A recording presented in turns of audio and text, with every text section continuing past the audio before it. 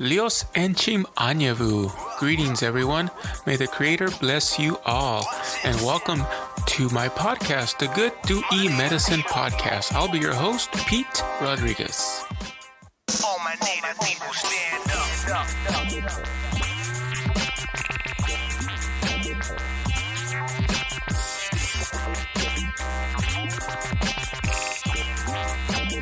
All my native people stand up.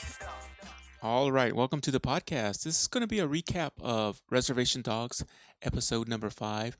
I got the idea to do a recap and discussion off of Twitter and of Clubhouse. So this is going to be a recap. It's going to be a weekly recap. We're going to hang out here with a couple of my Clubhouse regulars, a couple of my mods, including Cherylee, Neyom, Acee, Nia, Sky, Laurel, Yolanda, Daisee, Thomas, and many more to mention later on in the episode. They're going to be contributing to these to the discussion from an Indigenous perspective. So we're gonna cover the Deerwoman. We have someone from New Zealand. We're gonna discuss the light horseman, what it means. We're gonna even get into a couple of the folklore, Bigfoot, the little people, what they are, who they are, a little bit of the band history, some trivia from Redbone, and also we even get into some other conversations, including tribal law enforcement, the norms, the police, the cops, tribal, state, federal. We go all over the place. It's a really neat conversation. I really had fun with this episode. Even some not so light stuffs like the Native men. Why are they getting killed or murdered? Tribal elections. We go all over the place. It's a really good little episode we recovered here in episode number 5. So I hope you like it. And I had a lot of fun with this episode. So I hope you like it, and I hope you like the podcast. And thank you for everyone for listening and tuning in to the podcast. And we're going to be doing this type of recap every Tuesday. So I hope you listen to the next one. So this is Pete, and don't forget, health is wealth. And thanks for listening. We'll go ahead and go on with the episode. Thanks. No, I'm just a fan of the episodes, and we the way it started. Well, I'll just do a little recap. We were talking about movies in another room. Well, actually, it might have been on Twitter, but someone asked if they should do a podcast on this or people talking about it, recap discussion. So I was like, well, we'll start one on Clubhouse. We'll just make a room and we'll just chat about it. And we did our first one last week, Tuesday. So it went really well. It went for 2 hours, and we're amazed. The conversation was pretty good. And episode 4 was a little bit different. Kind of took everyone back with that episode with Bear's dad. So that was really good. But I really like this episode.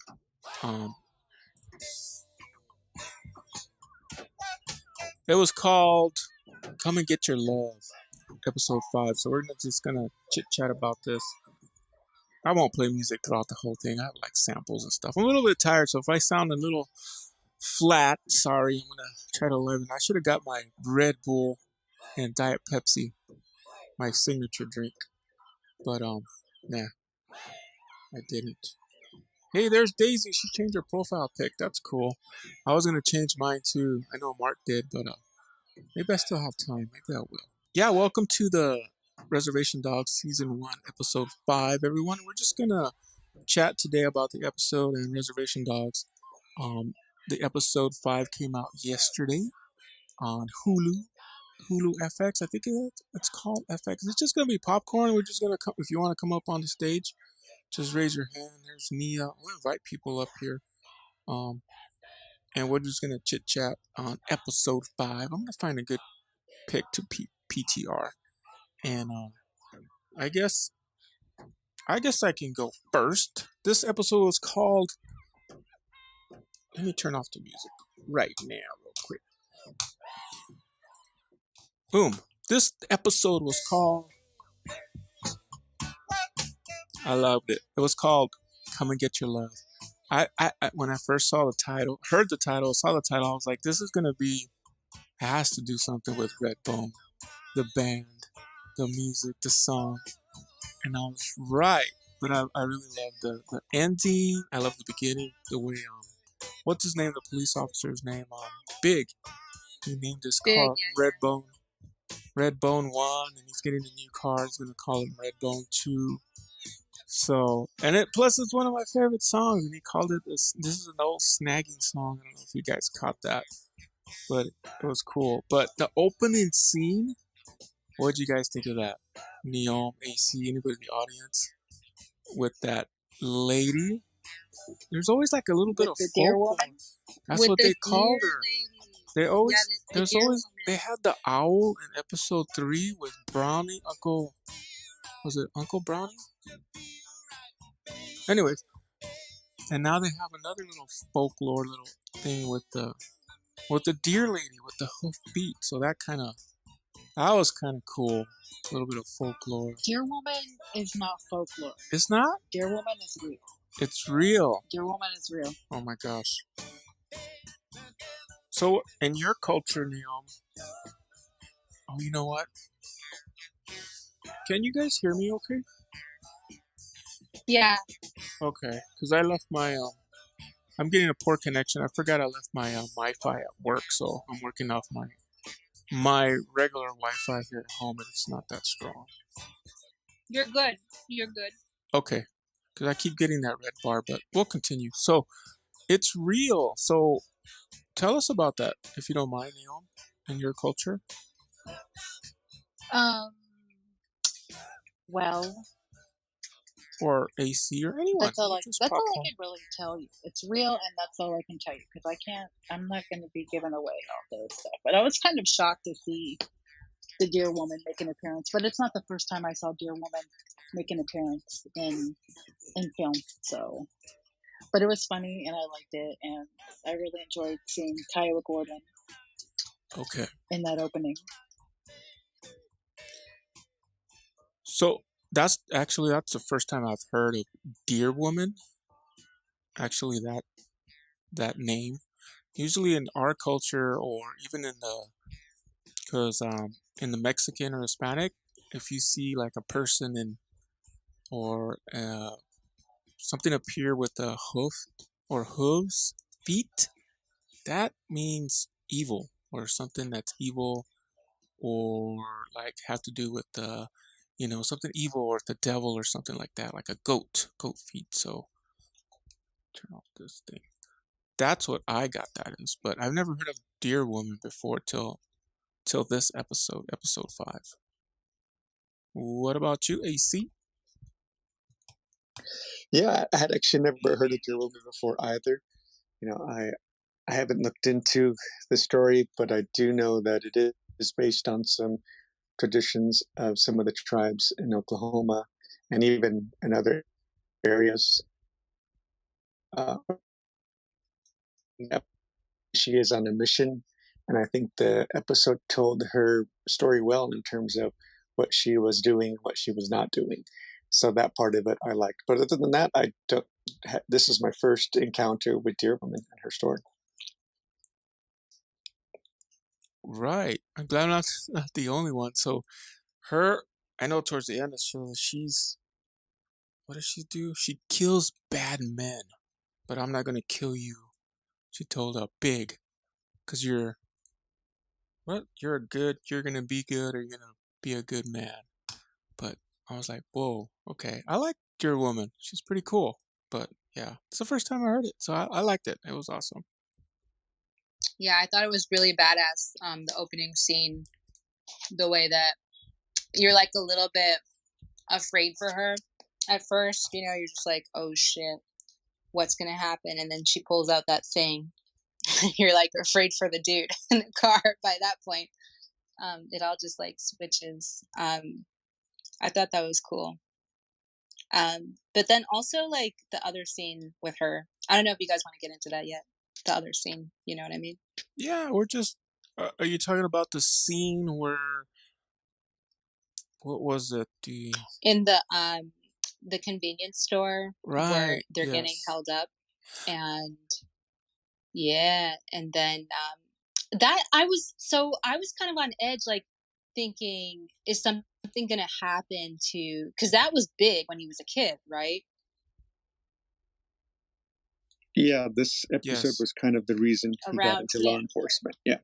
Exactly. And it felt like when she told the guy in the first scene, like, oh, I have a family member, I think she said in like southern Oklahoma or it was a different part of the state, that she was telling the guy in the car, like, please take me to that part of the state, because I have some family over there and I have to get to this function. But in the other scene where like Big is a little kid and he's like in the bathroom stall and you're like scared that they're going to find him and harm him, like it seems like she was already, like she had gotten to where he was staying at by that point, right? How did she appear there, like at that moment?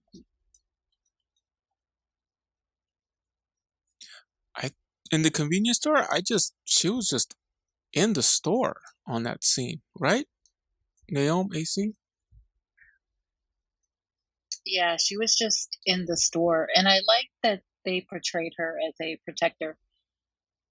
She knew he was in the bathroom, and I found it extremely hilarious when she hands Big the toilet paper Oh under yeah. the stall.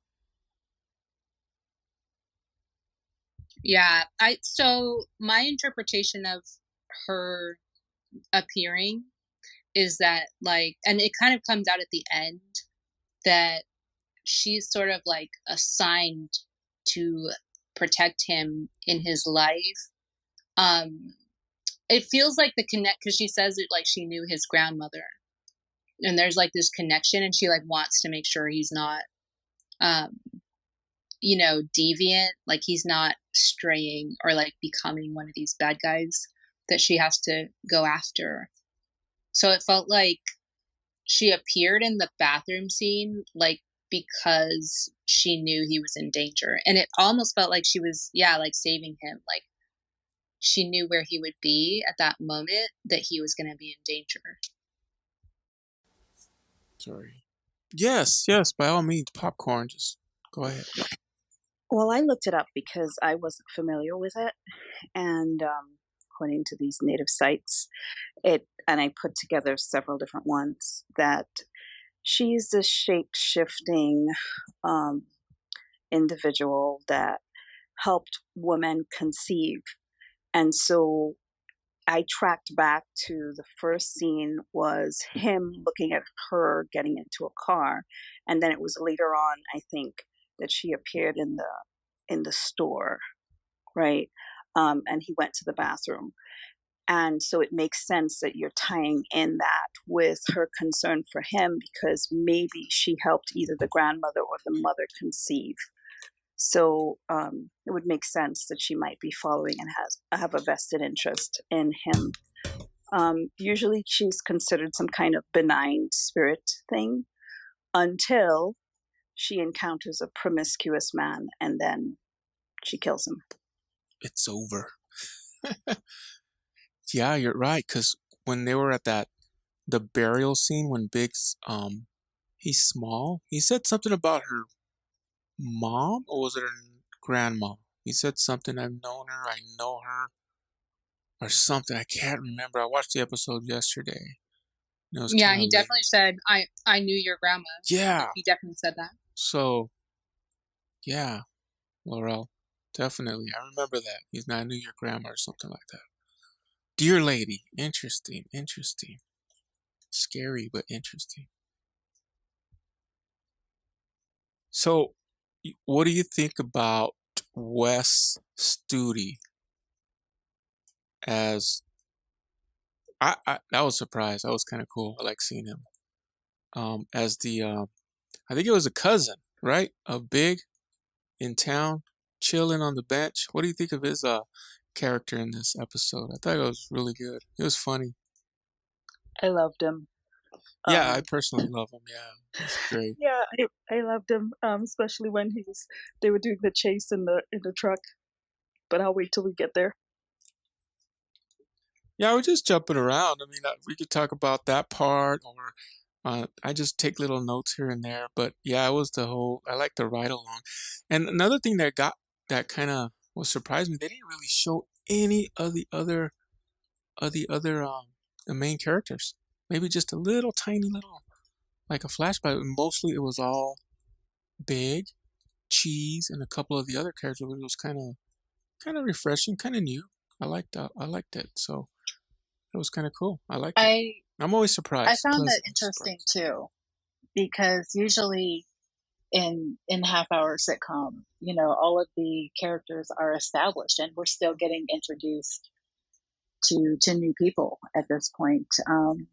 So I don't know. Maybe these are all just origin stories of all the characters, and they somehow get tied up in maybe a second season. Maybe, I don't know. Yeah, I too felt like it was lending to more character development, going deeper rather than wider with all these different stories. Right, definitely.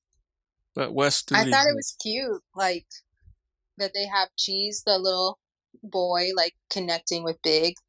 Um, I never really thought I would like enjoy, a police officer character, but there it is. I don't know. He's he's really pathetic, and I like that.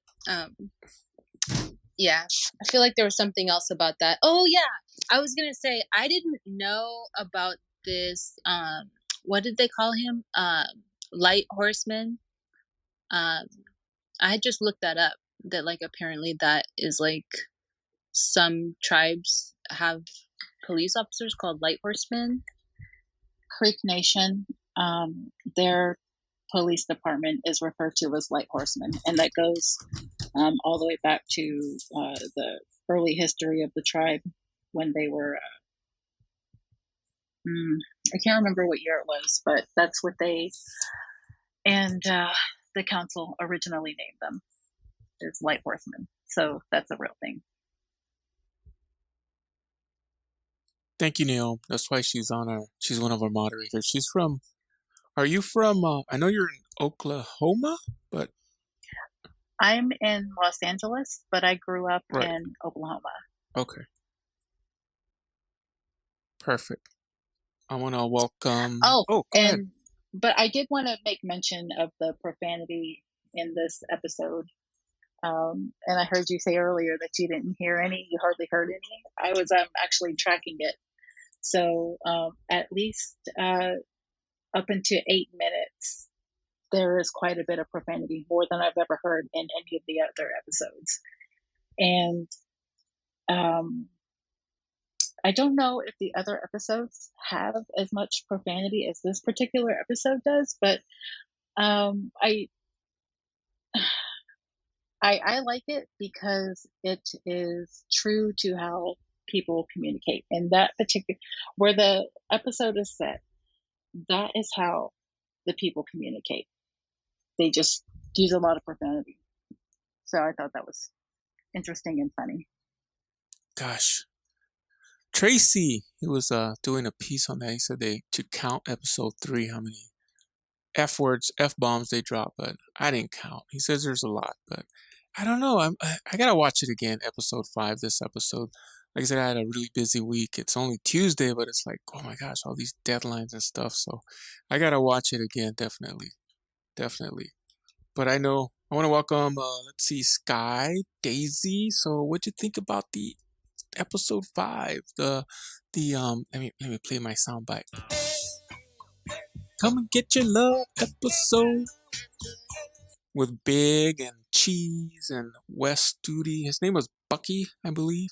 I do have a question for everyone, even the moderators, because there was a part on there that reference to another. I think it was episode 1, but I didn't catch it. But we'll let you, say a few words, Sky or Daisee. What do you guys think? Kia ora, guys. My name is Sky, and I am an Indigenous Māori to New Zealand. And so the creators of the show, one is Taika Waititi. He is also Indigenous Māori. And Sterling Harjo, which I think is the Native American, the producer and other director. And so here in New Zealand, we love watching it. Love watching this program wherever we can get the access to the episodes. And just on the subject of the Deer Lady, and something that me and my husband, who is Indigenous Samoan Polynesian, like when Taika Waititi engages in like Indigenous-esque pieces of work, whether they're short films or bigger films, he always has this really special way of I guess putting forward like the archetypes. And one thing that we noticed, me and my husband, watching these episodes, and especially now seeing Dear Lady, like I loved her character and I was so interested in it. Thank you everyone for sharing those little bits and pieces about her character. But what we noticed is that, like, in terms of like Indigenous archetypes, like when we watch the program, we recognize the same sort of, I guess, like the racist tropes, like the cops that come around and give Cheese and the Light Horseman a hard time, and even like the comments they make. Like we see similar things here in New Zealand with our Indigenous people, and I think the same for my husband in different parts of Polynesia. And then for like, and one thing I've been tracking the whole 5 episodes is this commentary in the background. About woman and like an Indigenous woman's place in a community.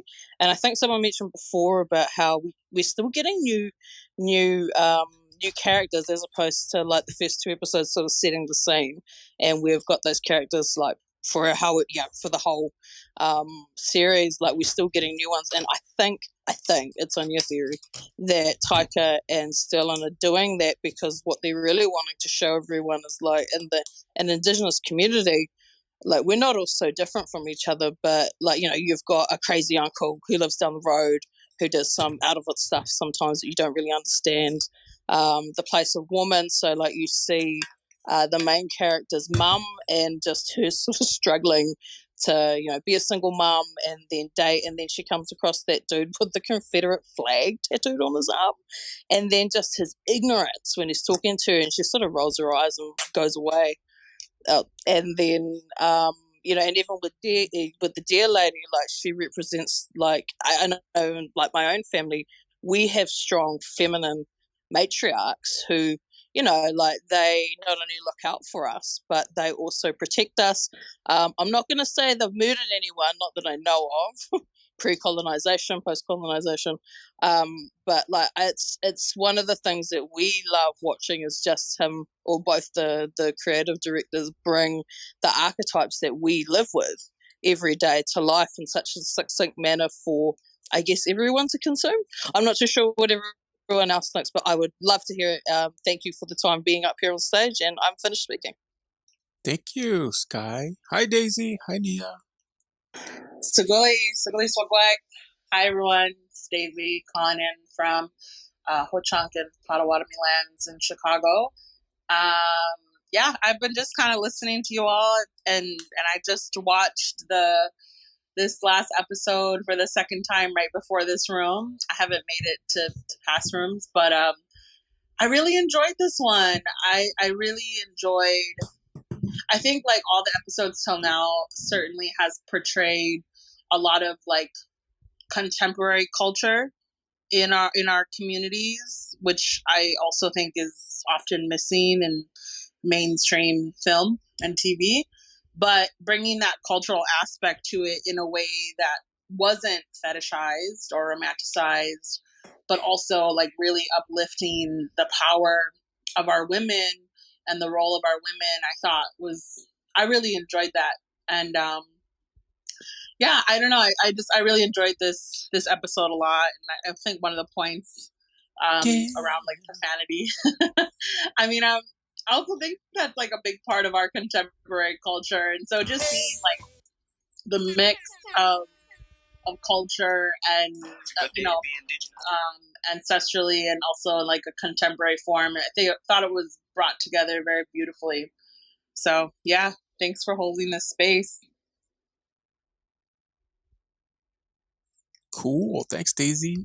I thought you were here at our last recap last week. Like Deerwoman here and not here at the same time. Ooh, you're gonna scare us, guys. But Nia, how's it going, Nia? Did you watch episode 5 and what'd you think? Hey Pete, hey everyone. Yes, I did. Like everyone else, I did enjoy it. It was nice to get back to the comedy side of things, and I liked how they focused on Cheese and Big because I think they're my favorite characters, and I was afraid that they were just there for comic relief. So it was nice for them to have their own episode so that we can get to learn more about them and to see the evolution of them bonding because Cheese was sort of like making fun of him in the beginning, and by the end of the episode, he had respect for him, which I thought was nice. Yes. What do you think about the Deer Lady? Have you heard of that? I know I've never heard of it. Acee's never heard of that term, Deer Lady? Yeah. No, I haven't heard of Dear Lady. Well, I've heard something, but I think me, you, and Acee are more from the Southwest, so we have different stories of our own. So it was nice to learn about a different cultures, sort of. What's the word I'm trying to say? Of their characters in their cultures that are deemed as not so much the boogeyman, but the people who are spirits within our tribes. Right. Yes, but when I saw her hooves, that was a little scary because it gave me deja vu of as me as a Navajo, skinwalkers and all that. That's what I got out of it. I thought Skinwalker, evil, when I saw that. Wait, can we also talk about the fact that Bigfoot comes up? Did you guys notice that? Yes, Bigfoot and the catfish heads. That's what I was going to ask the group because I remember there was a bunch of catfish. I think it was in episode 1. It was like an ending scene. I think it was on episode 1 or 2. And he brings that up like, I've seen some weird stuff out here. That's my big voice. Exactly. And then he brings up catfish heads again. And I remember one scene, I think it was the first one. It's like the ending. He's like, looks up at the ground. He's picking up where all these catfish heads are lying around. So there was a little connection. I like the way they always connect like other episodes, which is really cool. I like it. Hey, Thomas. I'm sorry. Go ahead. No, I like that Big brought up Bigfoot because in Muskogee lands in eastern Oklahoma, Bigfoot is also real. And I remember stories my great grandmother used to tell us, and it was scary. It was actually really frightening because she would tell us when we would go spend the weekend with her, and this is when we were really little. She would tell us to be quiet, don't make any noise. If you smell anything that smells like fresh baked bread or shit, just close your eyes. And there were a couple of times when I did in the middle of the night smell fresh baked bread that just came out of nowhere, or just this horrible, shit smell. And it would be so frightening, but that was Bigfoot. So in Creek Nation, Bigfoot is real also. Is that because he likes to make bread and likes to poop? No, it's because it's how he smells, and that's the stories. So he smells like that all the time? He'll either, I don't know what determines when and why he'll smell like bread or shit, but it's one of the two. So when you're in the backwoods of eastern Oklahoma and you smell that is Bigfoot nearby. Thomas is here from Bigfoot Country. Yeah, welcome Thomas and Miss Exotica. But yeah, if you guys want to chime in, we're just doing popcorn style, talking about episode 5 of Reservation Dogs in our club. It's a good day to be Indigenous. And I gotta play my sound bites. This episode was called "Come and Get Your Love." Welcome, Thomas. Thank you, Miss Exotica. Did you want to chime in before I say my piece, or sure. I can popcorn it too. So I come from popcorn. Bigfoot country. I did appreciate the mention of Bigfoot in there, and just the whole series so far. Like I really like this last one the most, as it sounds like everybody else did in the past as well. Sorry, I was getting messages there, and it threw me off, Daisy. One of the things that I just kind of wanted to mention about this last episode is how I forget his name, the young man in the photo that I have here, the PTR. Cheese. Cheese. In the episode before this, he's like searching for some type of connection, deeper connection to the community on a personal level. How he kind of takes that woman in as grandma, and then this next episode where he's wanting to travel around with tribal police officers and try to build community there as well, which I feel like is an overlying factor in maybe the whole series, as they're all trying to raise money to leave to go to California, and some of them are finding other paths, and that's kind of coming into maybe some conflict there. We'll see in the future episodes. But I also am familiar with Deerwoman, which a lot of tribes in the Northwest, Idaho, Oregon, Washington area have stories of Deerwoman, and I can save those stories for another time. But it's definitely embedded in tribal oral histories. Hello, can you guys hear me? Yes. Hello, everybody. My name's Miss Exotica. We have Bigfoot here in Washington State, and here it smells like a swamp. So, for our people, we don't have Deerwoman, but we have Goatman, and so I know it's not the same, but that's what I still felt very connected to that symbolism, which I thought was pretty cool.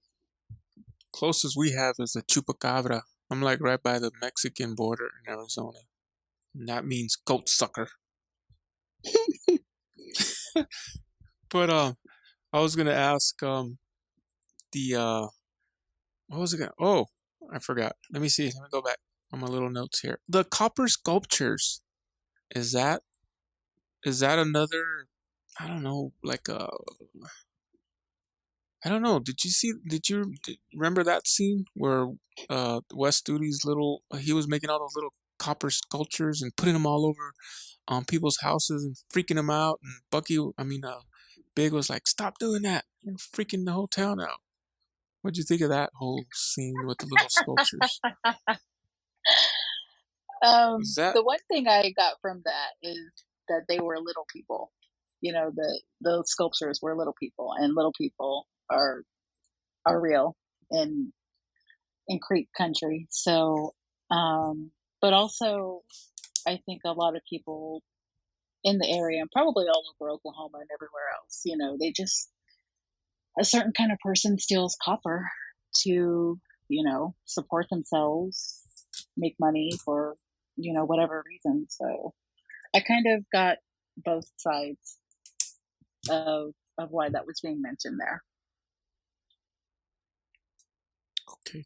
Yeah, and they keep bringing up the scrapyard crew. Well, I call them the crew. They're pretty funny, but I don't watch too many movies. So what is the kumate? Is that from a movie? I don't understand. I know they were saying that over and over. Karate Kid, I think. Is it? Maybe. Yeah. Because I know the guy was like saying something dumb, or I don't know. Then he started saying kumate, and I asked my wife, "What is?" I know that's from a movie, but I don't know what it references to, or I don't know. I think it references to Karate Kid in their the dojo that those white boys were coming out of, but I'm not positive. Yeah. Okay, I was totally wrong then. I thought it was Tora. Hey, just as a question, Neyom, just sort of directing it your way. You've mentioned the little people, I think, twice now, and then I also found the part about the little copper people really interesting. But now hearing what you said, that they the meaning behind it, like here in New Zealand, like we also have easy white translation being fairies, but we call them patipati here. But we don't necessarily, like, we know like certain times of like the night, certain forests, like, do not go there, don't go hang out in there. And like in our culture, some are good, some aren't that great. But I was just interested, like, in your guys' culture, or whether it's based on like geographically, like, does one want to engage with little people, or not so much? Sorry, guys, I got a phone call. Is there any way you can quickly catch me up about the little people? Like, what did everyone say about that? Is there a way to get a quick recap? Oh, Sky was just asking the question, so maybe she can reiterate it. Oh, hey, I was just wanting to know, like, in culturally, or is it whether it was based tribally, by geographics, are little people a good, like a good or a bad thing, or is there really no sort of nuance, or depending on what's, like, in what way would one want to engage with them or not? I can go first. Sure. This is a little. So we have little people in our culture, and actually kind of feel uncomfortable talking about this because we don't talk about them. They're like tricksters. They take our children, and they're just not good beings. And it's something that we don't speak of. They usually hang out a lot by the water. So like that's why we have to like keep extra eyes on our little ones when they're swimming or when they're out by themselves. So yeah, I'm just like listening to all this and I'm like, oh my God, stop saying that. But it's also like recognizing that I think from what I've heard, like there's that concept exists in a lot of different people's cultures, and it's not necessarily negative, but for mine it is. We too have little people here in NorCal and in the Northwest with Northwestern tribes, sharing similar stories. Like in Idaho, they call them stick Indians. But it's similar to Daisee's. We don't really talk about them. They're in their own realm. We try not to cross their paths. They let us see them when they want to. They can kind of go in between the realms. But the little trinkets was kind of catching to me in the last show, because they're here locally. They're known for liking little trinkets like that, little shiny stuff, and things like those little copper statues that they were making. Yeah, for Muskogee people, you do not want to run into one, engage with one, because it will not be good. I feel like Daisy was saying, I feel a little scared just thinking about them, because I don't want to inadvertently call one and then they show up at my fucking door, So they're real. Little people are real.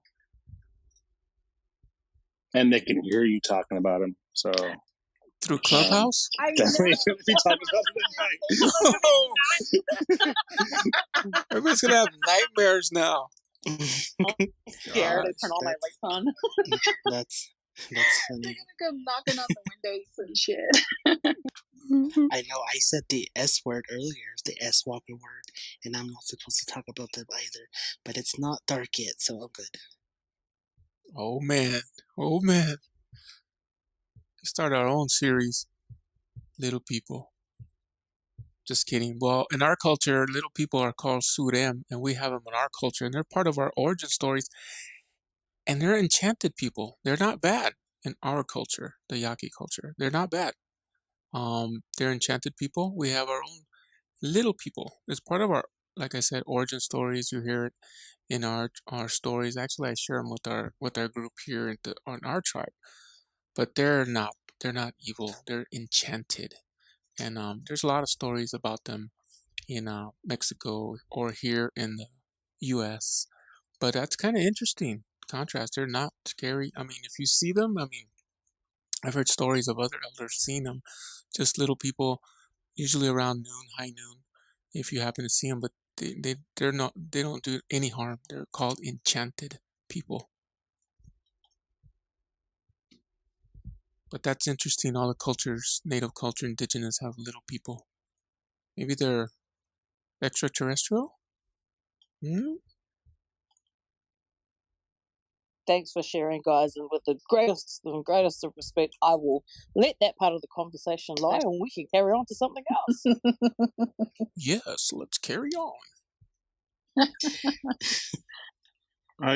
Sorry, I wanted to add to the discussion of those smaller people. Sure. Also in Hawaii, there is a legend of the Menehune. Nice. They are the little people, and all of Hawaiian temple architecture, archaeology. When they ask who built these things, they said the Menehune did. They're supposed to be these little people who kind of assist, and they build things. They build the rock walls and all that stuff. Sorry, just while you guys were talking about it, I just wanted to know. No, that's really interesting. We're just doing popcorn. Just a little recap. This is a good day to be Indigenous Club. We do this every Tuesday, actually, this club. We're just doing recaps of Reservation Dogs. Season 1, episode 5 was yesterday, so we're just decided to do we just decided to do a little recap and talk. And this is our second one, so we're just recapping and just talking about the show. I think it's really cool, and this is being recorded. So yeah, I absolutely loved the episode. It was incredible. I loved it was great arc for character development for Big to actually he really changed from like a buffoon cop to now he has like this force of good spirit. It's just incredible. Thank you for allowing me. Yeah, thank you. And I really love the Big. His character is really, really, really good. Pete, I just kind of wanted to respond to Mana about the placing of the rocks, because that's part of our story here as well in Northern California.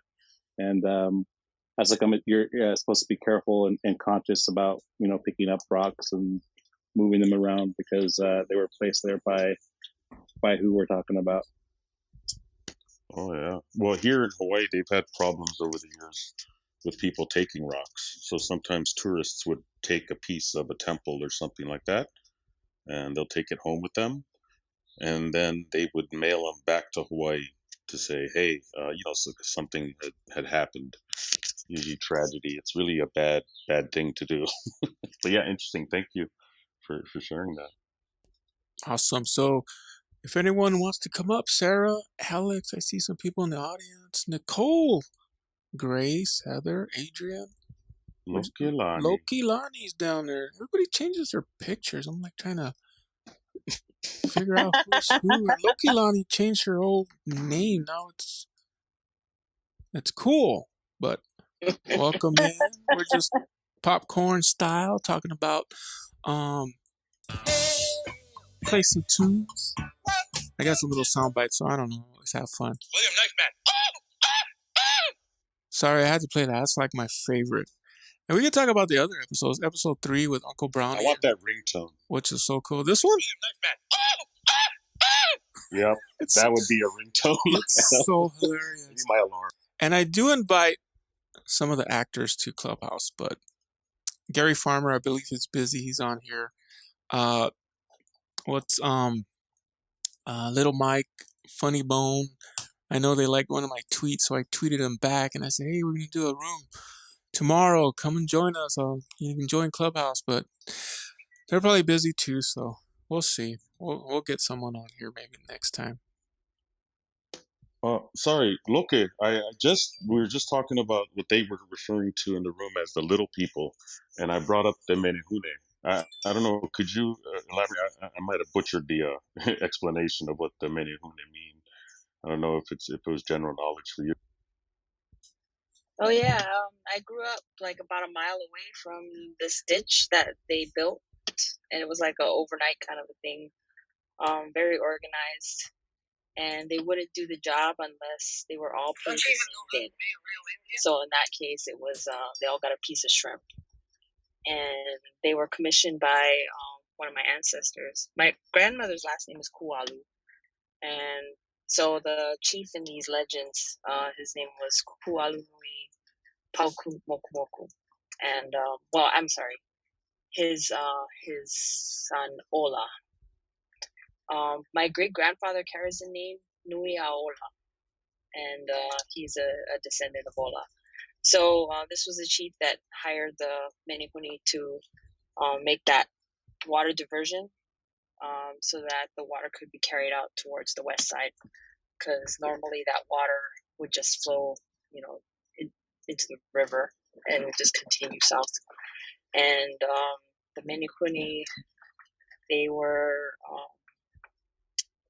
like a shorter step, they were shorter people than the Hawaiians that came later.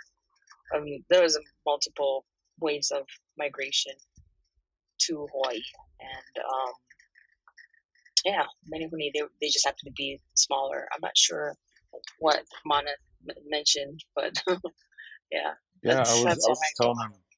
Yeah, I was telling them that they build heiau, they build rock structures and things like that. At least the explanation, kind of like in Rapa Nui and Easter Island when they ask the natives, how these things get here, and they say they walk there, And I was kind of like the explanation when they say, hey, who built these heiau? They would say, oh, the Menehune built them. At least that's from what I gathered over the years. But thank you for that explanation though. And I'm Oh yeah, with the way that the rocks were interlocked, they weren't just square rocks. They were cut in some ways. Like how tongue and groove kind of snaps together. Like some of the rocks were cut that way so that they fit and they'll lock together, which I thought was pretty cool. And they also made fish ponds. Fish ponds, yeah. Yeah.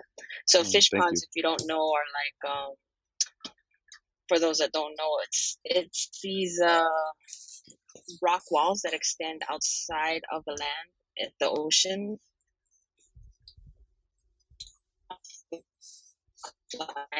And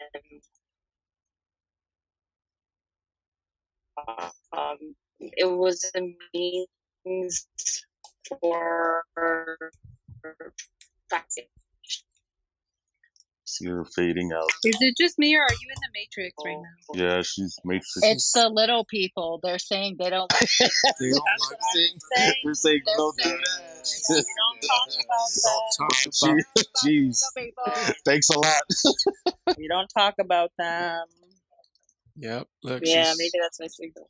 But yeah, I found especially Wes Studi's character when he described, the copper figurines, and he also talked about the copper, like the metal. It was supposed to be like protective, and he was wearing that crown. I was like, geez, what a role for it. Was anybody surprised with his wife? Was it his wife or was his significant other? I think they said his wife. He said wife, yeah. Yeah, okay. She said it was a white lady or something like that. She's a white lady. He makes the figurines, and he sleeps all over the place at all different hours so that he can plant them without anyone seeing him. Why was he on the bench? He said he had a fight, right? Yeah, his white woman kicked him out. She's a white lady, and they're like, oh, okay, Can we talk about together? I was gonna say, the Confederate flag came up again. Did you guys notice? Did it? Oh yes, it came up a lot. It was on that scene, on that bar scene with those two guys, right? It was on the Fuzzy Dice, and it was somewhere else. Wait, which one? The Fuzzy Dice, they were made out of Confederate flags, the two guys that were going to rob that store. Yeah, right? I didn't notice that, but what I did notice is the convenience store, the clerk in the convenience store who gets the gun, if you look at his hat, it's a Confederate flag on his hat. Right. Yeah, if you look at the episode again, if you look at the truck they're in, you look at the Fuzzy Dice, they're Confederate flags on both Fuzzy Dice. Oh, wow. One of the things I found interesting about this episode was the time jump editing in it. and how in that convenience store episode we go back to Big's childhood. And so in, I guess, just guessing what his age, he seems like 40, 50-ish, but back in that time, I guess would be like 70s, 80s in Oklahoma, there were Confederate flags all over the damn place in that particular part of Oklahoma. Well, Dukes of Hazzard was on TV at the time, right? So it's kind of Yeah, it was a time, yeah. for sure. Southern rock was on the radio. It was a different time. Yeah. Totally. Yeah, and they had a big old Confederate flag on their car. On this episode, I also noticed them introducing themselves with pronouns, which I really appreciated. I know that that's kind of a newer custom that's becoming more practiced in Indian country. And I was working with a youth group here, and when that practice came into play here, the tension and conversation that it caused. And so it's nice to see how this show is also creating space to make that a norm in Indian country, as a lot of natives are watching this all over. I think that was the second time that it was mentioned. They introduced themselves with their pronouns. It was. Well, so far it's only Cheese who has been doing that. He did it in the first episode, and the junkyard guy was like, "What are you talking about?" And then he did it again, and then Wes Studi's character was like, "Okay, thank you." Yeah. I thought the other one may have too, but I remember it at least twice.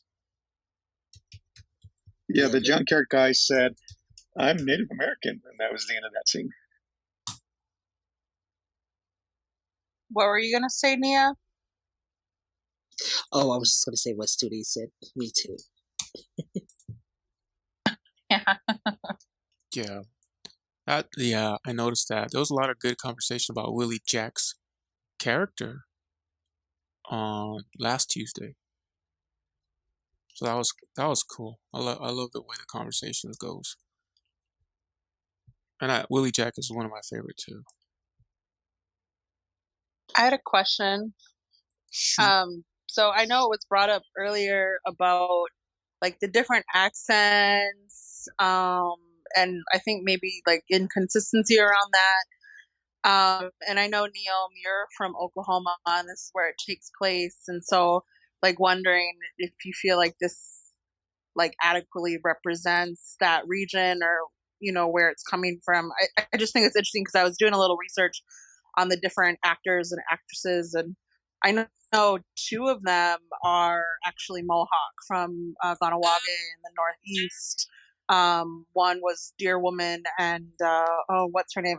Alora, one of the main female characters. So they're from the Northeast. I'm not sure where the others are, but yeah, I guess, Neil, I'm just wondering, do you feel like this like really represents like Oklahoma Indian life, or yeah?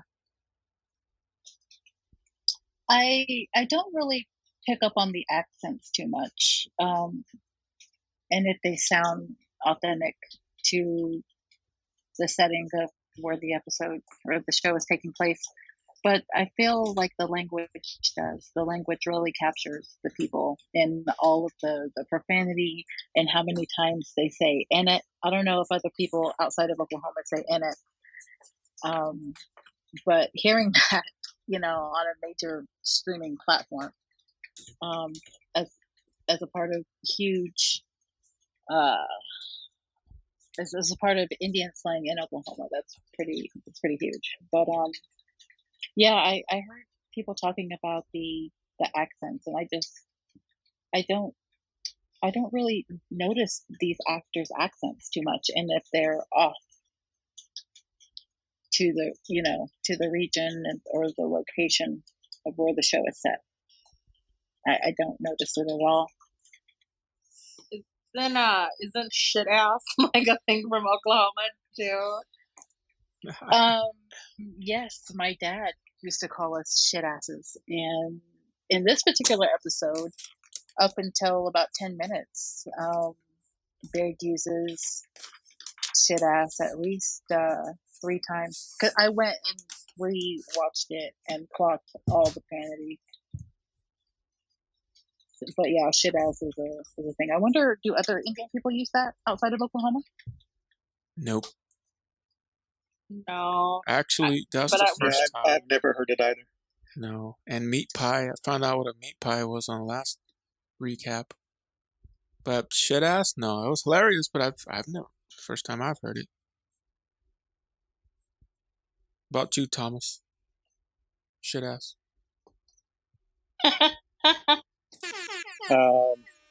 I've heard of little shits, but not shit ass per se. I think I may have heard it a few times from some older folks up in Idaho, but I hear little shits.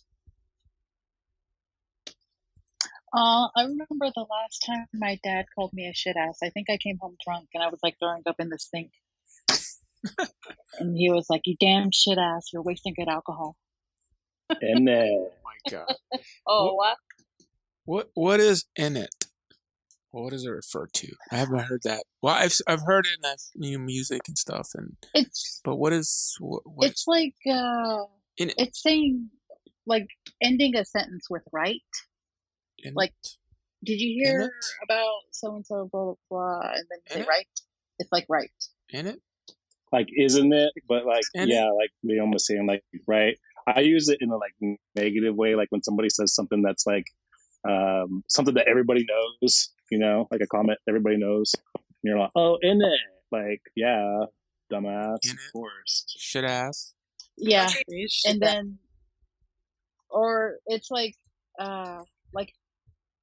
saying you're in agreement with something. Okay. All So it right. can be used like a lot of different ways. Don't you even know how to be a real Indian? Sorry. I got a bunch of them. Keep new ones, so come back next Tuesday and I'll have some more. Oh, and I got my favorite one here. But yeah, Speaking of that song, I never knew that song was sung by a native band. That was Come I on. learned something there. Wait. Yeah, they got a award recognition for their work. Come on, I didn't Thomas. know. Thomas. I know, my bad. Thomas. Don't you even know how to be a real Indian? I guess not. Come on, Thomas. Redbone. It's like the national anthem. This song. National anthem for Yeah. Stag. That was a Yeah. good one. That's a. You're like cheese. I've never heard of it. Nope. But yeah. I heard of the song. I just never knew they were natives. Have you seen them the way they're dressed up?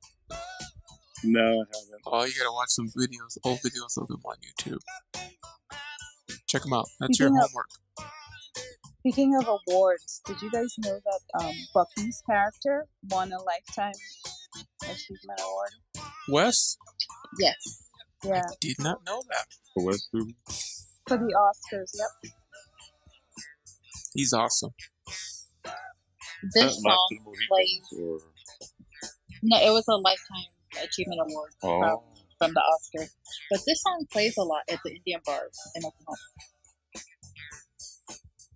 It's the national anthem for natives, indigenous. I'm gonna make it the opening song of that Marvel movie. What was that? Guardians of the Galaxy. Yeah, that's right. Like, Is it on there? yeah, it's the first song. When I saw that on Guardians, I looked up the song, and that's when I found the YouTube of it. This was when the movie came out, and the YouTube, to stage performance. And the beginning, I think the bass player or the rhythm guitar player, he's doing a dance, full on, in full costume. It's incredible. And then the song kicks in. Oh, yeah. And they were beating the drum, Yeah, that's a good, that one. You gotta watch that one, Thomas. The one when I was talking about. What's that movie called? No, if you just Google or YouTube Redbone and the name of the song, and then it'll just you'll see one of the videos is going to be a live performance, and the beginning of the song, before they start the song, it actually starts with a, it sounds like a powwow. I don't know what it's called exactly. I don't want to offend anyone. Just it's traditional, pan Indian music with the, and they're full on doing that. And Right. then, and the guy is fully, dressed, and he's doing that on stage. He's doing his own little dance for like a few seconds, and then the song starts. It's incredible. And he's the I was guitar shocked player. myself.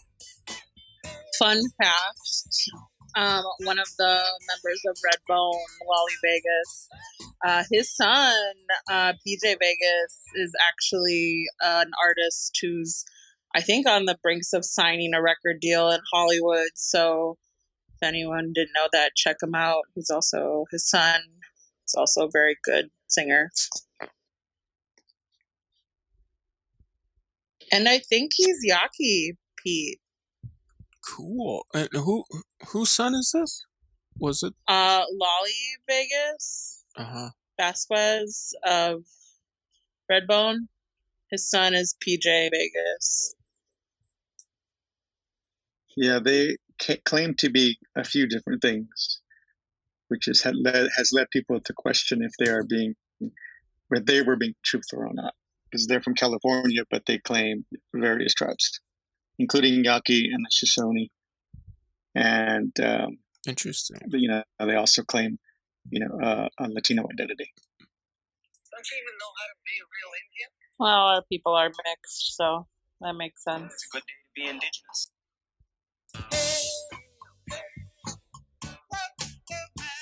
So let's see. I invited usually Cherylee's here. I think she got tied up on something. She'd message me, but I told her I'd catch her up. But oh well. And Mark's pretty hilarious. But who directed this episode? Acee, I know they go back and forth, right? Two directors, I think. Oh, she's not here anymore. The person from New Zealand? This was directed by Black Horse Lowe. He's a Navajo filmmaker. Black Horse Lowe? Yeah, Black Horse Lowe. Lowe. Yes, he did Fifth World. That's what he's kind of known for. I haven't seen it. Is it any good? I remember watching it for Indigenous film class that I had, and we had a discussion about it, and about like tradition, and it's a road trip movie. I don't want to spoil it, but it's a road trip movie, and and tradition. it's set in modern day, but it's like it also ties traditionally. I wrote it down. I got a lot of movies to catch up on. I was actually, going back to episode 5, I don't know, I was like going back to episode 4, the cliffhanger, to see if what's her character was gonna go join the dark side. That's what I was expecting. So I'm kind of pleasantly surprised it goes different. It's a little bit different. So it's still wondering. Eladora, I think that's her name. She's gonna go to the other gang. Yeah, Laura Danning, and I also love that name because I was a big Willow fan, and I didn't like that they dug on that TV show though, or on the movie Willow. They said it was a bunk Lord of the Rings episode or something. That other gang did make an appearance though, and that was an interesting situation. I didn't think. Actually, I don't know why I didn't think Cheese would go over there and just be a dick like that, but it was kind of like kind of his character arc in this respect. Like I always thought of him as just he's just a pudgy cousin that everybody keeps around. And but boy, when he was over there, abuse of power because he's there with the police, it's like it was weird. It was a weird thing for him, but I forgot about that. He went up in their face, huh? I gotta watch it again. I usually watch it two times. I really like episode 3 with Gary Farmer. I watched that like 3 times already, just cracking up. But my favorite character, William Knifeman. And if you want that ringtone, just let me know and I'll send it to you. Styles of policing and how the kid and how he was contrasted with how Big was. You get more. What's that saying? You catch more flies with honey. you get more cooperation when you're like more Yeah, that's relaxed. right. Yeah, the episode did address the three different levels of government, right? Because those other cops who were breaking balls in the street, they were they the state or county guys versus the Those are state. reservation? Okay, so there's a state versus the res, and then there was also just all the weed smoking and stuff, and the whole question about, hey, it's not illegal. It's like, yeah, but we're under federal law. You know, it was very interesting.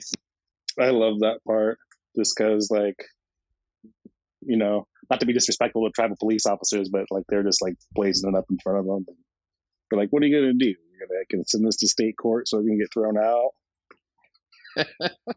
Right. And there's they have There's to. Cherylee. Hey, Shirley, they have to. They have like three. The res cops. Well, it's here. They have to. They have the tribal law, state and federal. But yeah, welcome, Shirley. We're just doing a little Hi, recap. everyone. I'm so sorry. I totally did not see the time correctly. I thought it was at 7. No, So, I moved it up 1 hour just because Acee and our East Coast people. Acee, come on. He's a night owl. Mark and them. It's like we're talking about. He did it on his own. We're talking about. He's rowdy. We're I talking was gonna about. say journalists never sleep.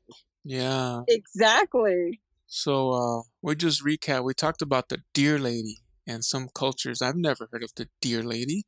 We talked about the little people. We don't want to mention them again because Lokilani keeps going into the matrix. She talked about them way too much. She talked about them way too much, and they can hear you even through Clubhouse. You gotta be real quiet. Shh. I'm sorry. I'm done talking about the L people. And yeah, just the whole episode 5 with Big and Cheese and the scenes and him going as a little person. I mean, youngster back. So what'd you think, Cherylee? What did you think of the episode? I thought it was awesome. Just the fact with the feet, the digital green screen that they did to put the feet on her. I just thought that was so exactly how it should be when you're talking about these stories. But I like the lessons of it. You know, at the very end, she explains, and that's the whole thing with these with our symbolism and the animal totems, or you know, in each tribe there's a lesson with it, and I think that was what really kind of came out. I really enjoyed at the very end at the grandmother's funeral that she comes back and she explains to him, you know, you won't see me again as long as you are, you know, staying good and you're doing good things, and you know, don't be bad because that's why I'm here. So I really like that lesson part of it, and I hope that was translated over to a new audience who always wants to know about Native cultures. But I thought it was great. And then what else was another good part? The Confederate flags. Did you notice them on the fuzzy dice? No, I did. What part? Bigfoot. Bigfoot. Do you believe in Bigfoot? I did not. You know, there was a part though that I thought was really interesting, was when Big does explain how he becomes, what is a light horseman? I'd never heard what light horseman was either. Oh yeah, that came up. Neyom, our expert, one of our panel experts. And so I figured it was just like how the warriors were the police people in the tribes. Is that correct? Yeah. It's the name of the tribal police for Creek Nation. Very cool. So when Big explains the reason how he became a light horseman, and right after that, and then they're sitting in the car, or in his patrol car, and Cheese is there. I thought what was really odd is that I think for a youth, I don't know, maybe each youth is different, but I would assume he'd have a different response, because his response was talking about Batman, and he goes off on this long thing about Batman, and I'm like, that's really interesting. Like the youth that I know would be like, they would ask more questions about the deer lady, or like, what was she like, or you know, what does that mean, or you know, something. But it went straight to this Batman thing analogy, and then it went straight to him hitting the dashboard and then fixing his tape player. So that part I thought was kind of, I don't know, it's kind of strange, but it was okay. Do we have to like everything? I mean, No, we don't. I'm just telling you what yeah, I thought was interesting. yeah, no, I'm just saying because honestly, like, the pickle thing and the copper people having the double dick or double dicks, it felt like a little bit over the top for me, but I don't know, like, I like the show, but those little pieces, like, it just, I don't know, it just felt like a little much with the dick thing. It was a little bit like trying too hard.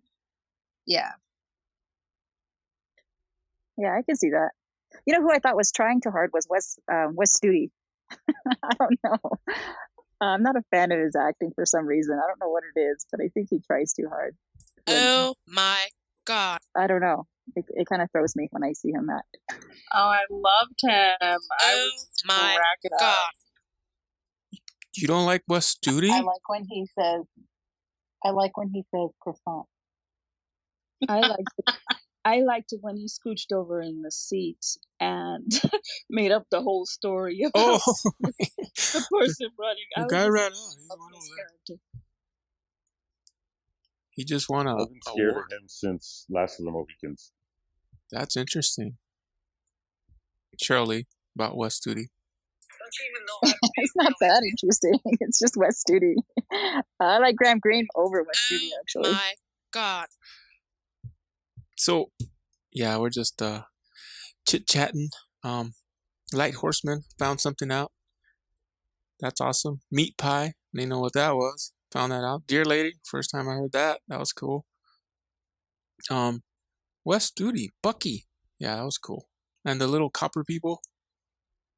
We had an interesting conversation about little people, but we're not going to mention that no more. Nope.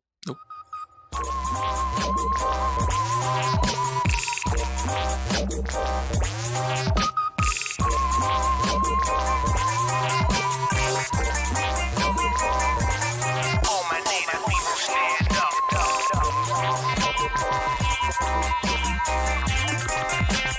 All my native people.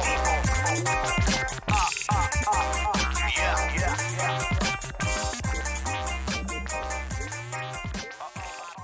All right, good stuff so far. I hope you're enjoying this episode of the podcast. It's a recap of Reservation Dogs, episode 5. We're going to be doing this every episode, hopefully from here on forward. And we just got news that they got approved for season 2, so I'm really excited for that. So yeah, we're just going to continue with the episode 5 recap and discussion with some of our Indigenous clubhouse peeps, including, let's see, who do we have? Neyom. She's one of our regulars here. Cherylee, Acee, and Nia. We also have Sky, Laurel, Yolanda, Daisee, Thomas, Mana, Lokilani, a lot more to mention. So these are some of our clubhouse regulars. If you like their discussion and their content, make sure to like this episode and tune in next week when we go and discuss episode 6. Episode 6 is called Gone Hunting, I believe.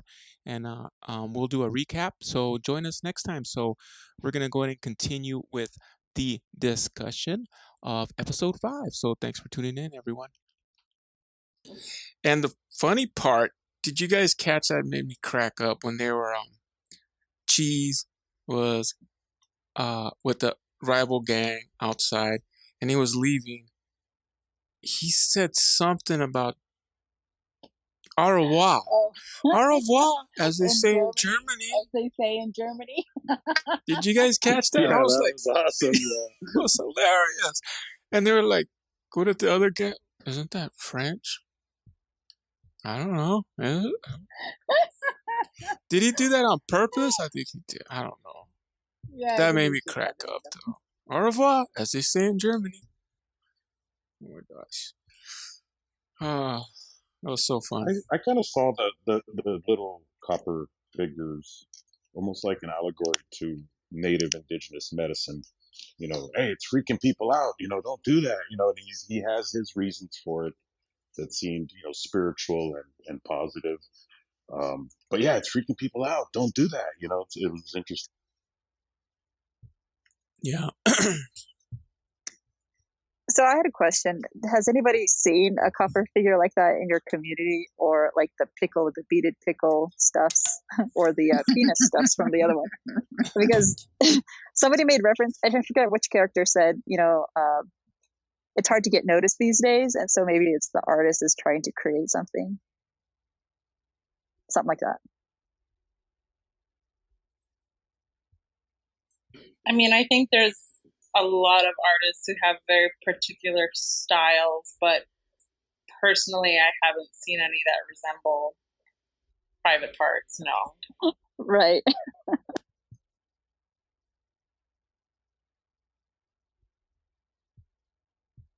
How about snagging? The national anthem? I've heard of snagging. No copper figurines. No, yeah, none of that beaded penis stuff. I've never seen none of that stuff, no. Yeah, I found the phallic beating more offensive than the profanity. I'm wondering if that's like Taika Waititi's influence on that, because like in Polynesian.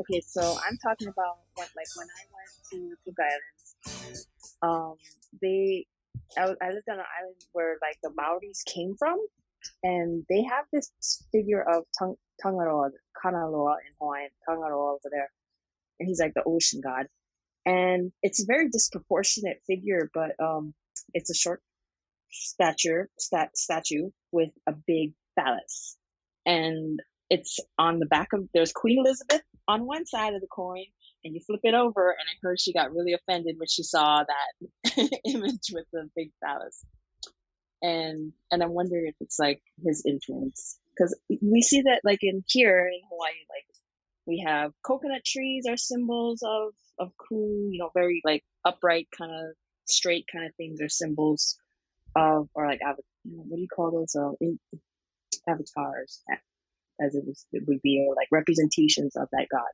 And I wonder if that's like a Polynesian influence imposed on. That's true. Most tiki in French Polynesia always have a phallus, and it's just kind of normal. But places that were influenced by Christianity more, of course they had to start cutting them off and covering them up and getting rid of them. But yeah. That's a really good analogy, and for sure, the mainland, I don't know if that's the appropriate way to say it, but in our tribe, we don't even have anything phallic showing. So that's really interesting to know.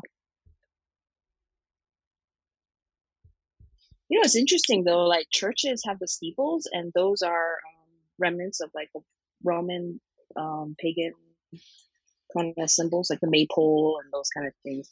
They have steeples on the churches, and those are like remnants of that kind of pagan, symbolism. Not to take it off the D, but what about Cheese taking the cop to the salvage yard, and that guy having the book about the rope, or the string book, and taking it to the thieves? Kind of shook them in their boots a little bit. That was hilarious. And you bring them here? Why? Okay, so I'm to my knowledge, Kirk Fox is not native. Is he the only non-native in the show? I just think he's hilarious, though, his character in the show, and he's like wearing that choker. Is he the scrapyard? Don't call it a scrapyard. Salvage. Oh, that's derogatory. Or yeah, he's pretty funny. But I missed that whole book thing. I know it was Bucky. Someone stole his book while I was on the bench, but I kind of didn't, just went over me. I'm not sure what happened there. But I know it was in that salvage yard. Oh, you know what point I do want to bring up? And it was right when he does see Bucky, that whole scene at the bench, and they leave, and he's ready to go in into the patrol vehicle, and then the city cops come by, and they're razzing big, and he's like, oh, these are guys I played football with, and they start saying their thing. But there's a statement that one of the guys says, the city cop says something about, why you in your old ride or your old patrol, and don't you have all that casino money? Something like that, some statement. And I thought that was really interesting, because that's an illusion, which we talked about in the book club Indigenomics, the illusion that people think that Native people all have money. So, because of casinos. Thought that was interesting. Yep, I remember that. All you have all that casino money, just buy yourself a new patrol car, right? That's so messed up. We got a casino. We got 4 casinos. Was it just me, or did you guys feel like Big was kind of kissing their ass when they were still there, and then when they left, he was kind of like playing up like, oh, what did he say to Cheese at that point? It was something like, did he say don't become like them? But when they were still there, like, it felt like he was trying to like be in good graces with them. Wait, say that one more time. Like, I felt like he was kind of kissing their ass, the white cops, when they were there. Oh yeah, like playing it off, like playing it cool, but at the same time, he was getting insulted, basically. Yeah, like they were being offensive to him, but he was still like trying to ingratiate himself, with them. And then once they left, it was clear that he had disdain for them. Like, even though when they were like in his face, like he was kind of like, or at least pretending that he wanted to be in good with them. I feel like when I watched that, I probably like overanalyzed it and thinking about like my community and how, like, of course we have our own tribal police, but we also rely heavily on surrounding police departments for our own needs. And so I was kind of wondering if that was a reflection of that dynamic, where our tribal police do work with surrounding municipalities, state and federal police, because we lack the resources, like as it was kind of displayed in the old cop car, to address the needs in our community. But maybe I overread into that. No, I think that's like exactly that. That's exactly. Yeah, and also, and it just showed like how they treat us, how they treat our officers in this relationship that we try to maintain with them, a cordial relationship, but yet they just like downplay us and like, good luck us showing up to help you, or whatever they said when they pulled off, give us a call for backup when you won't show up, or something like that. Another thing I was going to say about that was the cops. Maybe that's what makes Big, his virtue of being good, is that even though he knows he's getting razzed by them and insulted, he has the ability to say something. But he's his character and his values are way above them to even stoop to their level, that kind of a thing. Yeah, and that's why Dear Lady said, "Forget it. You don't be bad. You be good." Yeah, sorry to cut you off there. I thought you'd done just, but I just like really appreciated that part of the show as well, showing that that the tribal police officer is not going to arrest Bucky for stealing the truck. He's not going to throw him into this system that he knows that is unfair and unjust. He's out for a greater good. And tribal police do that. I'm not saying about all of them, but some do.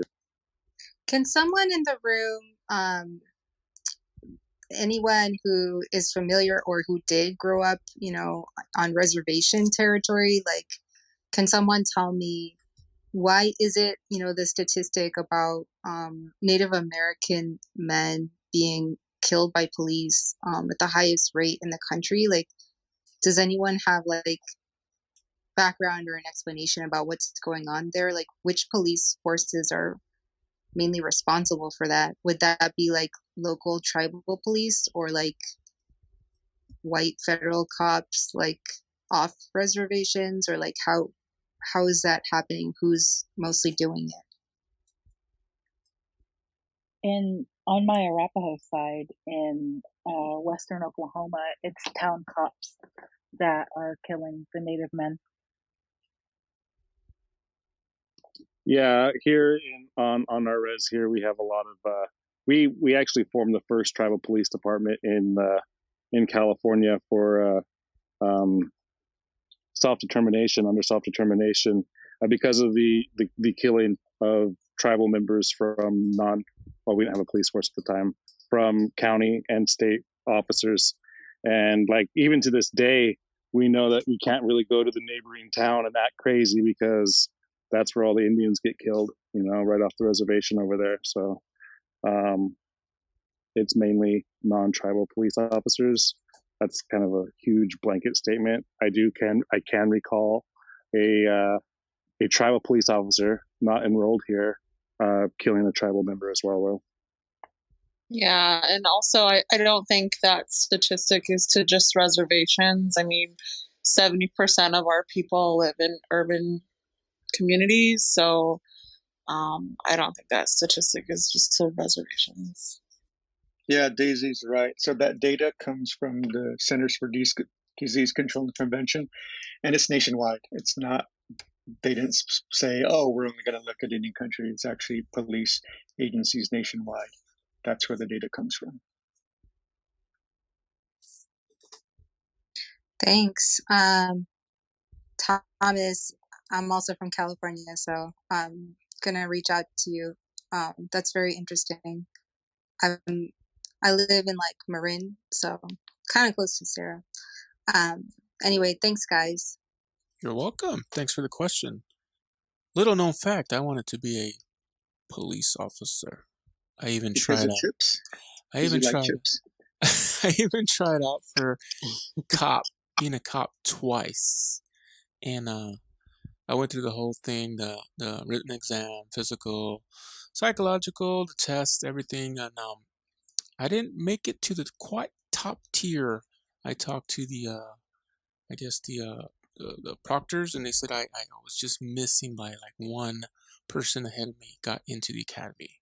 So I was pretty close. I could have been a tribal cop, or at least cop somewhere by now. A light horseman. That would have been cool. Pete the light horseman. Wait, I get an air horn. Oh, sorry. It's funny you say that, Pete, because Big reminds me of you. You have a similar voice. Oh, okay. Really? Interesting. Sorry I got cut off earlier, but Thomas was bringing up something about how he doesn't arrest some of the people that are doing wrong or minor wrong. And the same thing, he, when they went to the housing area and like they're all smoking weed and he's telling them, put that out, and grandma, put that out, I'm a federal cop, you should be doing that. So he still knows the difference between good and bad, Yeah, I love it. I love it. Anybody know what the next episode's going to be called? I know they put them out kind of early. I'm not sure. Acee, do you know? I do not know, and I was actually curious too, because I want to know how many are left episodes. Does anybody know? I think there's 8 episodes. Yeah, 8, right? there are 8 episodes left, and the next one is called Fucking Red Dog. What? Let me write that down. What is it called? Fucking Red Dog. Res Is Dog. that rated R? It's awesome. So 8 episodes. So I'm definitely going to do another one for next Tuesday. And, well, the rest of the season. I'm hoping it goes on to another season. I will go into my email and search for a few actors that have been in these episodes, and I will invite them, and let's see if they show up. You just have these connections like that, Neyom? Dang. Nah. I do. I save it for special occasions and stuff like this. And you get I'm the here air horn. for it. You get the air horn twice. Get Deerwoman on here. Check out her hoofs. Oui. So does Dean. He's always on the red carpet. Right? He's actually up in Six Nations. We're close to where 2 of the Mohawk actresses are in there. Yeah. So ask him. Dean's all bougie. Yep, he's up there. But Neyom, that would be Uncle Pete. awesome. Stop, Uncle Pete. Pete. You're Uncle Pete. Uncle Pete. That would be awesome if you could. So I'm gonna schedule probably when I get off of this room today. I'm gonna schedule for the next couple episodes for sure. And I hope you like it. I mean, I got some cool effects. I like this guy. William Knifeman. William Knifeman. You know what? That would make a cool ringtone. Imagine sitting in a room or a meeting or a conference, and that comes on like really, really loud. That'd be awesome. William Knifeman. Invite him, Neil. Okay. Well, isn't Bobby Dews on Clubhouse? I saw him once or twice on here. Someone mentioned it wasn't Gary. He's one of the writers. Bobby Wilson. He's also, or used to be with the 1491s, but he goes by Bobby Dews on Clubhouse. Okay. For next time. Just make him a moderator and force him to show up. That's what I was going to do with Gary, but someone mentioned, I think it was Mark, that he's filming right now somewhere. I reached out to him, but yeah, I think he's busy. Gee, I was kind of surprised he played the mean uncle on here, but he softened up. Was that Uncle Brownie? Gary, the mean uncle on Reservation Dogs. Oh. He was kind of mean at first, but he softened up. That was like one of my favorites so far. His old dirtweed, yeah, that was pretty crazy. Because, like, I always think about, like, what I used to smoke when I was, like, a teenager. Like, that stuff was, like, there's no way in heck I'd smoke that. I don't smoke now currently, but, that was some old dirtweed we used to get on the reservations. That was crazy. That's how the weed still is in Europe. Crazy. That's nuts. Yeah, it's really bad quality. Like, it's different from the new stuff. Harsh, make you choke. That was a funny That song. was I grew up in Idaho, so that was Idaho weed. Here in Hoopa, they've always had, we live in the heart of Humboldt County, so they always had dank. But it's crazier nowadays. It's so much potent compared to what it used to be. Knock your socks off. That scene didn't make any sense to me. That wouldn't have preserved at all. It would have just turned to that many years. It didn't look too preserved, but yeah. I love how the uncle acted like it was like wine, like it was gonna get better. Yeah, that was my favorite. The owl and all that. That was cool. I really liked it. I wonder if Gary will make another performance in the remaining shows. It seems like we are going through the entire Sterling Harjo universe of characters. And from what I can tell, from what I'm sensing in the show, we are only going to get a glimpse of all of these characters and all the major Native American characters. I wonder when Adam Beach will end up in one of these episodes. The beach house? No comment. Acee, is that beach house in California? Maybe that's where they're headed. Yeah, it's still open. Speaking of them, they joined TikTok, so you guys should go check out TikTok because they just joined like a couple weeks ago. Are you still subscribed, Acee? No, I only did it for that 1 month. Cause platinum fan member. Oh my god. Yeah. #1 fan. That's funny. Oh man, I did my air horn, but you didn't hear it. All right, so let me check the time. We're gonna go on for almost 2 hours. Pretty good. That's about last time we started another show, a little after party off of this one, but we'll probably go on for another 10 minutes. Make it a good 2 hour little recap. And then we'll end it. If someone wants to start another room. Well, thank you, Pete, for inviting me, and I look forward to next week, and I will be in touch. But I'm going to jump off here now. And okay. I'll see you guys later. Sounds good. Later, Neyom. I'll make you a Thanks, mod. Neyom. I'll make you a mod next time. Acee, of course, all his knowledge. Neyom. Cherylee. Remember, 6 p.m. Cherylee. Pacific 6 p.m. Standard. this time, Pete. Thanks a lot for not reminding me. It's gonna be. And Well, one thing I did want to ask All everybody. for Acee, who's No, still awake, by the way. I can. I'll show you the. I'll show you the receipts. I'll send it to you, Sure. Shirley. But I wanted to ask everybody, what does everybody think about the fact that they haven't mentioned their friend since the first episode, the one who passed away? And I thought maybe they would talk about him again. Yeah, that seems a little incomplete. yeah, Do you think maybe it'll be the last episode, or are they going to cliffhang us? That's true. Good observation. Maybe they're working up to it. What do you think it would be like? I have no idea. I watched them all all together because I was out of the loop there for a while. But I thought that he showed up in a different episode when they had his memorial, or that was the same episode. It was all the first episode. The memorial closed. The memorial closed out the first episode. Okay. Yeah, it's an uncompleted story there, and the trek to California. They're coming to visit you,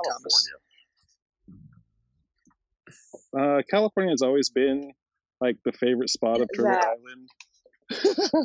Oh God! It's more people move to California these days. It's still the most populous state. It's still the most populated. It's still the most diverse place in all the world, and even historically, pre-contact, 93 different languages spoken. Well, one thing I did was in the back of my mind when they talked about California was a lot of Oklahomans, especially Cherokees, Creeks, and Choctaws, they moved out to California after the Great Depression. And so you go and you'll see a lot of tribal meetings for those three tribes in California. And even the tribal leaders will have to travel there because they want to reach out to their citizens who live in California, and they want to, get their votes. So at least that's what I thought. Maybe in the back of my mind, it's kind of a homage to all the Oklahoma natives who moved to California. Yeah, and it's a big, including some of my cousins. Were they were like agricultural migrants, like during the Dust Bowl and stuff like that? I believe they left because there was little to no opportunity in Oklahoma, so they just went west like a lot of other natives. Yeah, and the Indian relocation from the Act. Ozarks, like the people from the Ozarks too, who migrated over to California, to pick fruit. Oh, interesting, cool. Thank you. That's cool. Indian Relocation Act brought a lot of natives to California as well. Yeah. The number one native spoken language in California is actually Navajo. And their nation, although very big, doesn't have any ancestral lands here in California. But it just shows how a lot of people now live here from all over. So registered members tribes. of a nation can vote from another place. They don't have to live in the nation to exercise the tribal elections to participate. Every nation has different rules and protocol regarding their sovereignty and elections. Oh, cool. Yeah, the Oklahomans do, but like Oklahoma Sioux, you have to live on the reservation. But some they have elections open for anybody, no matter where they live. Like Citizen Potawatomi has an at-large seat, and the at-large seat is to represent people who don't live within tribal territory. So it just depends. But the California and even Texas, you'll see a lot of the leaders of the Oklahoma tribes. They visit them often because there's such a large contingent of their people who live in those two states. And former Cherokee Nation chief Wilma Mountkiller was the first woman to lead their tribe. She grew up in Oakland, so she was part of the Urban Indian Relocation Program. Oh, that's what it's called, the Urban Indian Relocation Program. And it occurred around the time of civil rights era, when a lot of them were coming over? Well, the relocation was a remnant of the termination era in the 50s and 60s. So, the idea was that, Native people, they need to succeed, so let's move them to cities. That was the thought. So And it they was took over post. Alcatraz. Yeah, exactly. That was a reaction to that. Yeah. Okay. Because, interesting. Yeah. We love it. We learn a lot on this. Recaps. Meat pies, dear ladies. Relocation. Thanks, Acee. All the knowledge. Cherylee, all the moderators. Love it. Yeah, in our nation, you don't have to live on the res to vote for the elections. So we have groups in Texas and California too. There's a large population in Fresno, California. And our candidates travel up there to that area, Fresno, little parts of California, San Diego too, during election time. I have a question about that. In modern times, as far as the relocation programs that existed in the past that really separated a lot of our tribal communities and fanned them out across the country. Ultimately, if it continues as it is, the abandonment of them leaving a tribe or just that emptiness leaves, your reservation vulnerable. Does anyone have any thoughts further, like this continues, because it's really disrupting a lot of the connection the young people are having to their cultural ties in terms of stories, and I'm referring mostly to Navajo because I know the Navajo youth that are living in urban communities are really not taking up the stories, the history as they should, and it's just changing generation after generation really fast right now too. Any thoughts?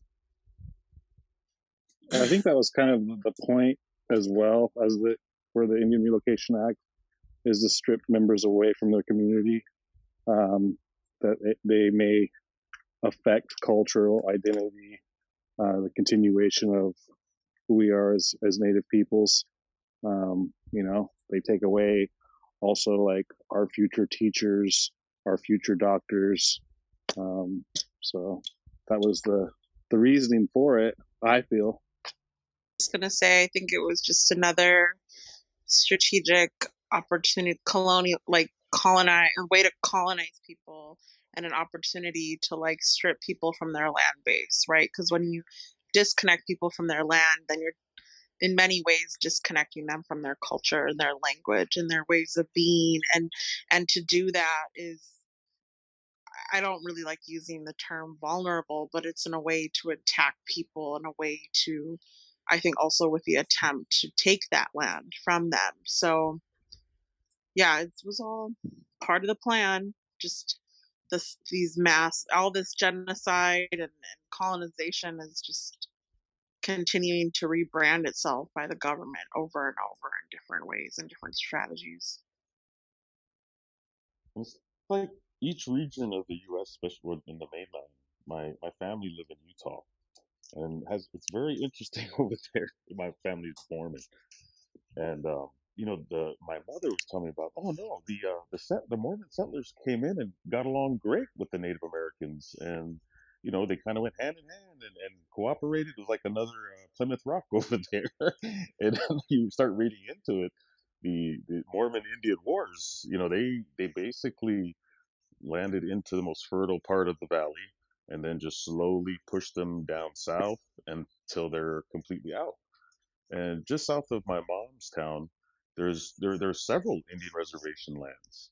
I mean, most of them are just like mountain ranges. I mean, totally uninhabitable. I mean, it's just very strange. But yeah, it's interesting to hear that from y'all's perspectives on.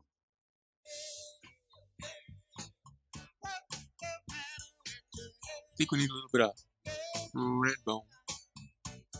There you go.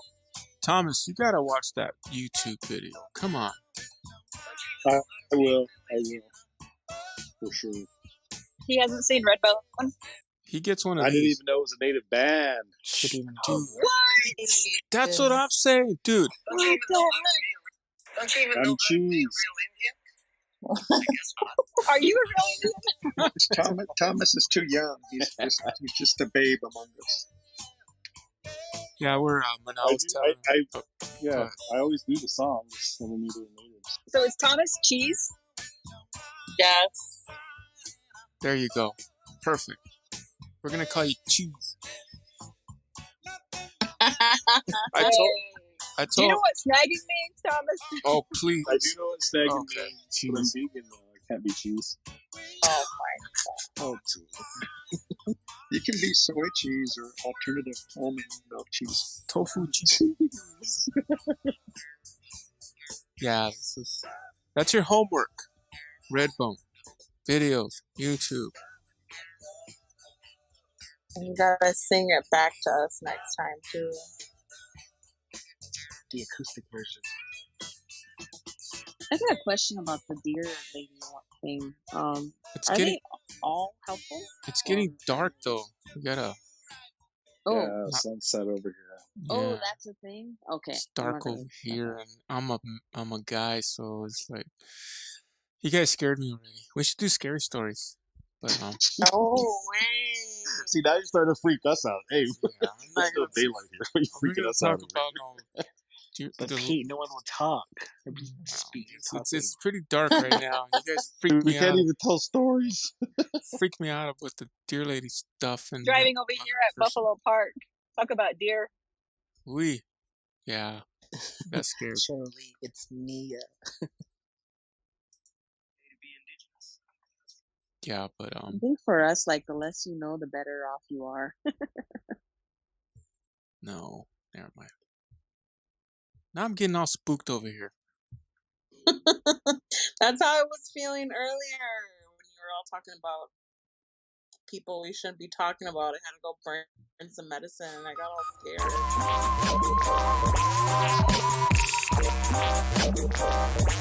scared.